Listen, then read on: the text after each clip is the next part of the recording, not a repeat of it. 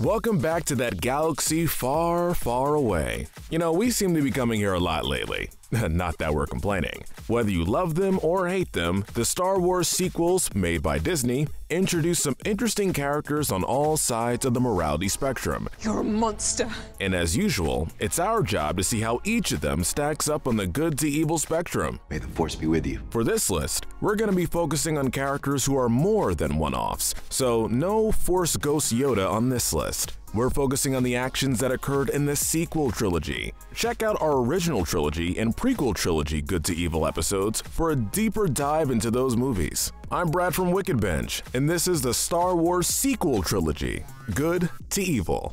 Show me again the power of the darkness. As usual, we'll be starting with the most pure and working our way down to the dark side. These characters are the good. Our gold medal of good goes to Rey. Rey just wants to find out who her family is, and she's willing to wait on one planet in the middle of nowhere forever. When she finds out that she has the Force, she initially tries to decline her destiny before working with both Luke and Leia to become a Jedi. She faces very little temptation from the dark side and tries to find the good in everyone, including Kylo Ren. She's a force for good, and it shows from her words and her actions. She wants to do the right thing, even if that means fighting her grandfather and dying in the process. Our silver medal of good goes to the Princess and General Leia. Leia fought against the original Empire and was a part of creating the New Republic before it fell to the First Order. She's instrumental to the Resistance in training Rey. She stops her training because she senses that if she keeps training, that her son will fall to the dark side. Even though he did anyway, we still see changing her destiny as an admirable trait. She uses the last of her strength to give love to her lost son Kylo Ren in order to convince him to abandon the First Order and help Rey defeat Palpatine.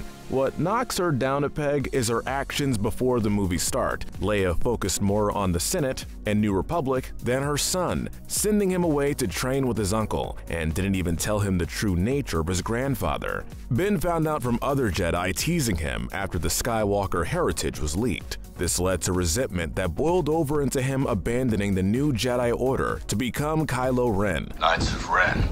Cool. While we have a lot of love for Leia and the good she's done, abandoning your son is what drops her down to the silver medal. The bronze medal of good should be given to Finn. Finn, or FN2187, started the series as a stormtrooper after being taken from his family to fight for the First Order. By the time The Force Awakens started, Finn decides to defect and takes Poe with him. Listen carefully.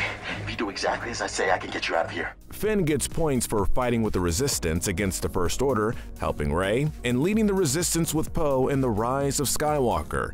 These are good things, but he loses some points for trying to run away, and not once, but twice. The first time is in The Force Awakens when he tries to leave before Rey is kidnapped, and then right away in The Last Jedi when he wants to leave the dying Resistance to go find Rey again. While we can understand where he was coming from, leaving the people who need you most while they're slowly being killed off isn't the right call. Next on our good list is Luke Skywalker. Luke is a great Jedi and helped to defeat the Empire and bring his father back to the light side. So, why is he not in the top 3? If we were focusing on the original trilogy, he would definitely rank higher. But in the sequels, Luke reaches into his nephew's mind, and when he senses anger, instead of helping Ben, he ignites his lightsaber with the thought of killing him. Alright, while it was a fleeting thought, it was enough to convince Ben to abandon the Jedi Order and join Snoke and the First Order. Even after that, instead of facing his problems and helping to end the First Order before it goes too far,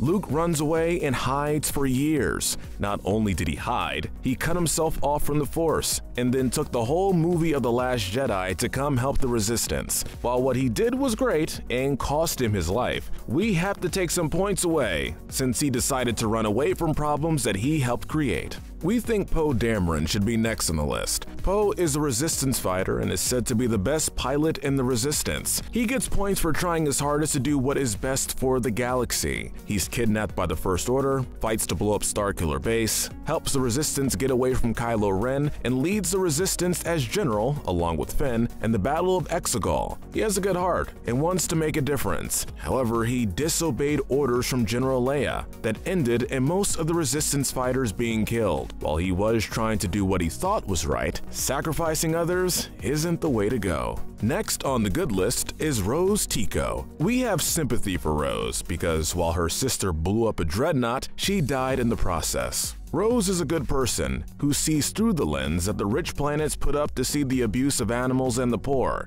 She joins the fight on Exegol to help save the galaxy, but she's lower on the good list for two main reasons. The first is just that she isn't in the Rise of Skywalker that much, so we can't add any points for her there. Second was her response to people panicking and trying to run away, which was tasing them, including Finn. While we agree that people fleeing from the war isn't the most noble thing to do, it's an understandable thought, and there might be better ways to deal with them than violently shocking them. Next up is Chewbacca. There isn't much to say about Chewie. He's the best friend to Han Solo and the co-pilot for the Millennium Falcon. Chewie cares deeply about the people around him, even those he just met in the last year of fighting the First Order. The only thing that knocks Chewie down on the list is not being as important in this trilogy. And when Han Solo runs back to smuggling, instead of staying with Luke and Leia to try and save Ben, he goes with him. Speaking of Han Solo, the smuggler war hero is next. Han is the father of Ben Solo and husband of Leia Organa. What puts Han so low on this list of good characters is how poor of a father he was to Ben. Just like Leia, he was too engrossed in other things to focus on his son, and was just as okay as Leia to send his son to train with Luke, which leads to resentment from Ben towards his father. After his son turns to the dark side, Han Solo turns back to smuggling and leaves the Republic and his wife behind, instead of helping to turn his son back. Han gained some points back, however, for coming back to help and confronting his son to try and get him back. This results in his death and could be a turning point in Ben Solo a year later. Now we have Maz Kanata.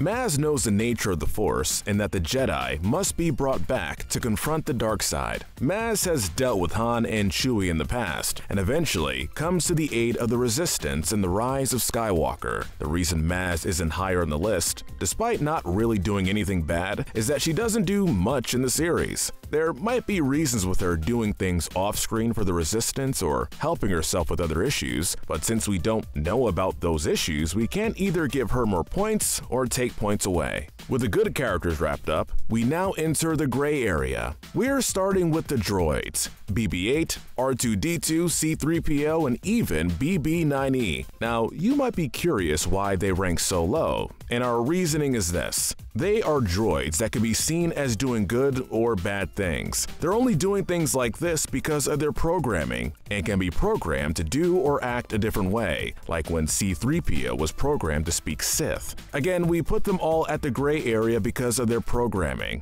They're just doing what they're told. There's only one other character in our mind who makes the gray area list, and that is DJ. DJ meets Rose and Finn in jail and agrees to help them reset the First Order's tracker. However, after they get caught, DJ decides that he should cut a deal with the First Order, giving them information about the Resistance plan to flee to the planet Crate in exchange for money and his freedom. While this could be seen as just plain evil, DJ believes that both sides are evil, and therefore, he doesn't owe anything to either of them, along with the fact that if DJ doesn't cut the deal, then he's likely to be killed with Rose and Finn. Maybe. We see it more as an act of saving his own life than condemning Finn and Rose. With a very short gray area complete, we now enter the dark side. These characters are the bad and the evil. Let's start the list with Kylo Ren or Ben Solo. Despite being one of the main villains of the trilogy, we're putting him higher on the villain list because of the part of him that's Ben Solo. Let's start with the bad things.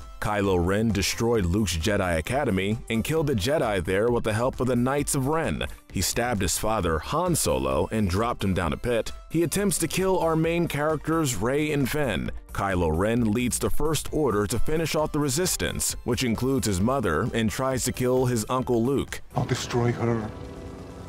And you. In The Rise of Skywalker, he spends the film trying to either turn Rey or kill her. These are obviously pretty bad things, but there are a few things that are redeemable. Whether for bad reasons or not, he does kill Snoke. He refuses to shoot his mother when given the option from his TIE fighter. He lets Rey live several times, tells her about her true parents, and throws his lightsaber in the ocean to renounce the dark side, and then joins Rey to help her against Palpatine. After he climbs out of the hole he was thrown in, Ben gives his life to save Rey before disappearing into the Force, showing us the true good he has become. Next up is Hux' replacement in Rise of Skywalker, Pryde. We don't see much from him, but he must have been in the First Order for a while, and was in the Empire from how high up he is in Kylo Ren's and Palpatine's trust. We don't see a lot from him, but when we do, he blasts Hux away, and then after Ben turns back to the light side, he calls Palpatine and informs him of the true loyalty that he has for the old Emperor. He dies in the Battle of Exegol after mistakenly thinking that he's won. She doesn't do much, but let's talk about Captain Phasma. Phasma has a decent placing on this list because of her treatment of her stormtroopers. Phasma helps to basically brainwash the stolen children to make them stormtroopers. She has no problem ordering killings of innocent villages and attempts to kill Finn and Rose, which leads to her death. You are always scum. The reason she doesn't get to be lower on the list because she doesn't do much and dies before she can actually make a mark on the new trilogy. Our Bronze Medal of Evil goes to General Hux. Or wait, General Hux. General Hux killed his own father to get where he is, orders the annihilation of the entire New Republic, which means blowing up entire planets. When Kylo Ren is passed out, he pulls his gun out to try and assassinate the new Supreme Leader before he wakes up. Hux hates Kylo Ren so much, he's willing to turn on the First Order and leak information to the Resistance just to try and kill him. I need Kylo Ren to lose. He's shot and killed by Pryde when Pryde puts two and two together that Hux is the spy. From the look on his face, most of the time, we think that Hux might be an actual sociopath. And if it weren't for two more powerful dark side users being in the films, Hux might very well be at the very bottom of the list. He's insane. The Silver Medal of Evil goes to Supreme Leader Snoke. Snoke has to be high on the list because we find out in The Rise of Skywalker that he's simply a failed clone of Palpatine, giving him almost as much power in the dark side as Palpatine. He calls out to Ben Solo through the Force for years before convincing him to turn to the dark side and then helping him destroy Luke's Jedi Academy. He claims to have a set Force bond between Rey and Ben, or at least can tap into it, to see what they're doing together to get Rey to him so he can convince his apprentice to kill her. His arrogance becomes his downfall, as he can't sense Kylo Ren turning the Skywalker lightsaber to kill him. Our Gold Medal of Evil goes to none other than the Dark Lord of the Sith himself, Palpatine, or Darth Sidious. After his physical body has dropped down the Death Star and blown up, he was so strong in the Force that he can keep his essence around until he could form a new body. He made Snoke to keep the remnants of the Empire strong with a leader, and then created a clone with no Force powers that would later become Rey's father. After he could finally have his own body, he sent a kill order to kill his son and wife and any children that they had. Palpatine pulled strings in the background the whole time, whispering into the ear of Kylo Ren to keep him in the dark side of the Force, and then, when he's finally ready, announces to the galaxy that he's back and unleashes the final order. He tries to get Rey to strike him down so he can have a stronger body, and then, when his granddaughter refuses, he sucks the life out of Ben and Rey to make himself stronger. Make the sacrifice. He dies attempting to kill Rey, but there isn't any denying that the psycho ex-emperor has nothing but evil in his heart, and 100% deserves the bottom spot on a good to evil list. But what do you think? Who are the most good and evil characters in the Star Wars sequel trilogy? Hit that notification bell and binge our full good to evil playlist, where we break down the morality of the characters in your favorite cartoons, movies, and shows. But most importantly, stay wicked.